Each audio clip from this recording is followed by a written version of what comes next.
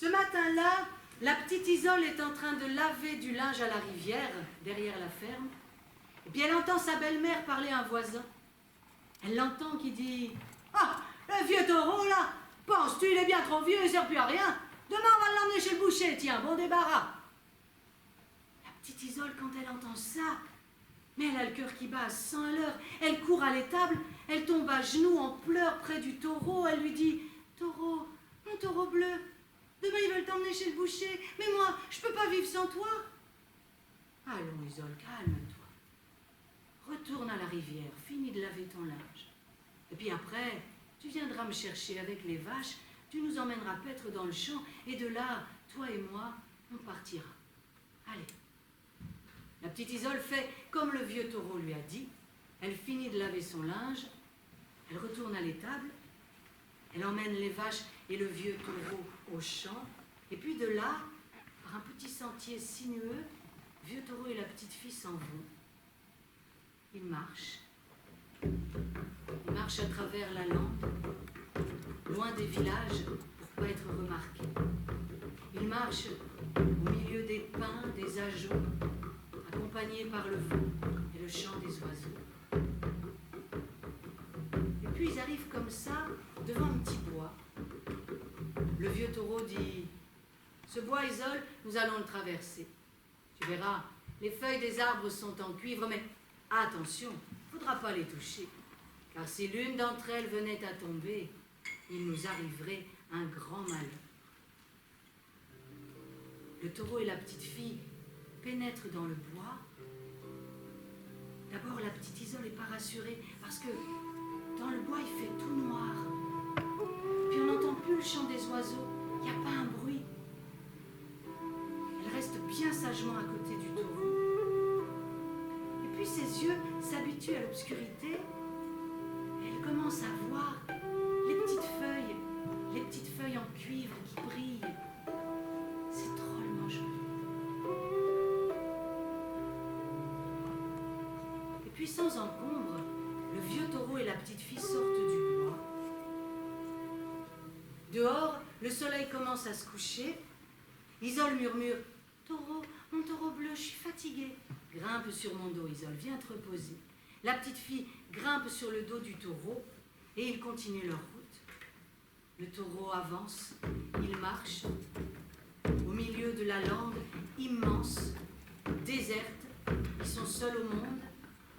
Ils s'arrêtent un peu plus loin à une petite fontaine, un petit trou d'eau dans la terre entouré de pierres de granit. Ils se désaltèrent et ils reprennent leur route. Puis ils arrivent comme ça devant un deuxième bois, plus touffu. Le vieux taureau dit « Ce deuxième bois, Isole, on va aussi le traverser. Les feuilles des arbres sont en argent. Mais attention, il ne faudra pas les toucher, Isole, car si l'une d'entre elles venait à tomber, il nous arriverait un grand malheur. Descends, s'il te plaît. » La petite fille descend, et tous les deux, ils avancent dans le petit bois. Isole garde bien ses bras serrés le long de son corps pour ne pas faire de bêtises. Le chemin est étroit. La petite fille regarde et elle voit les petites feuilles argentées. Et puis le soleil fait entrer ses rayons et il fait briller les petites feuilles comme des milliers et des milliers de miroirs argentés. Isole est fascinée. Puis le chemin se fait plus large. Ah, la petite Isole a envie de se dégourdir. Elle s'étire un petit peu. Elle n'a pas fait attention. Avec son coude, elle a touché une petite feuille. La petite feuille s'est décrochée. Elle a tourbillonné. Elle est tombée. Alors, dans tous les recoins de la forêt, on entend des bruits étranges. Et puis tout à coup, comme sortis des entrailles de la terre, des milliers et des milliers d'insectes, velus comme des araignées, se précipitent vers le vieux taureau. « Vite, Isole, écarte-toi !» La petite Isole s'en va plus loin, mais déjà les insectes grimpent sur les jambes du vieux taureau, grimpent sur son dos, grimpent sur son crâne. Le vieux taureau fait tout ce qu'il peut pour s'en débarrasser. Il les piétine avec ses sabots, il se frotte le long des arbres, il se roule par terre, et ça dure longtemps, longtemps, si longtemps, qu'il finit par s'en débarrasser. Et en quelques secondes, le calme est revenu, mais le vieux taureau a les jambes en sang. Taureau, mon vieux taureau, tu es blessé? Oui, Isole, mais ce n'est rien. Continuons. Reviens sur mon dos, si tu veux. La petite fille retourne sur le dos du taureau. Le vieux taureau sort de la forêt. Dehors, la lune se lève. Il traverse comme ça un village désert, porte et volets clos.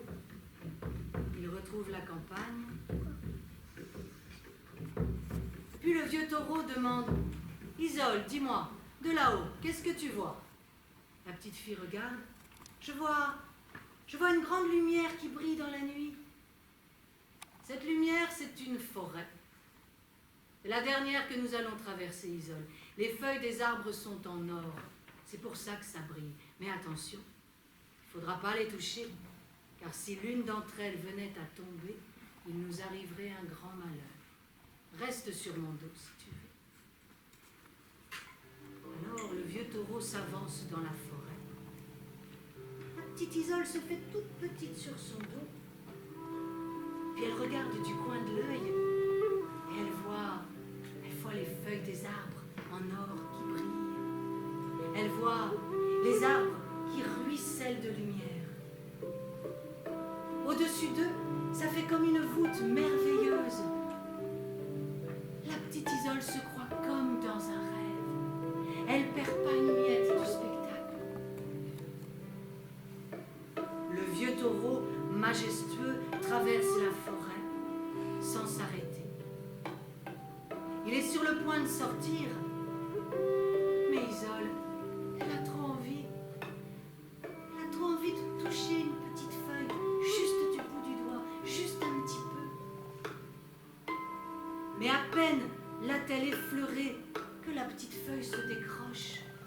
Elle tourbillonne, elle tombe.